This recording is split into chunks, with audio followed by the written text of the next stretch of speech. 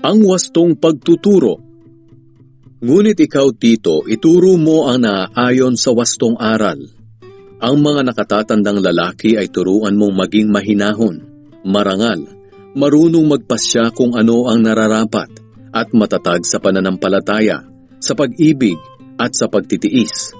Ganoon din sa mga nakatatandang babae, turuan mo silang mamuhay ng maayos bilang mga mananampalataya.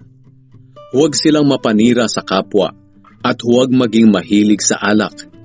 Dapat ay ituro nila ang mabuti upang maturuan nila ang mga nakababatang babae na mahalin ang kanilang asawa at mga anak.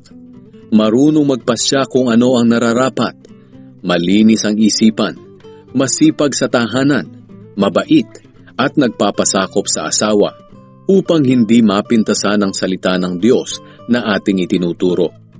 Ganoon din, hikayatin mo ang mga nakababatang lalaki na magpasya kung ano ang nararapat.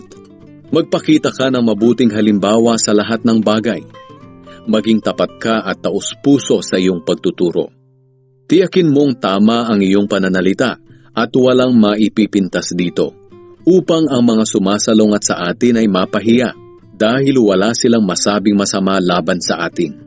Turuan mo rin ang mga alipin na maging masunurin sa kanilang mga amo sa lahat ng bagay, upang masiyahan ang mga ito. At huwag silang maging palasagot. Huwag din silang mangungupit sa kanilang amo, kundi ipakita nilang sila'y tapat at mapagkakatiwalaan. Nang sa ganoon, maipapakita nila sa lahat ng kanilang ginagawa ang kagandahan ng ating mga itinuturo tungkol sa Diyos na ating tagapagligtas.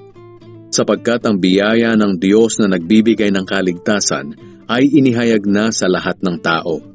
Ito ang nagtuturo sa atin na talikuran ng kasamaan at makamundong pagnanasa.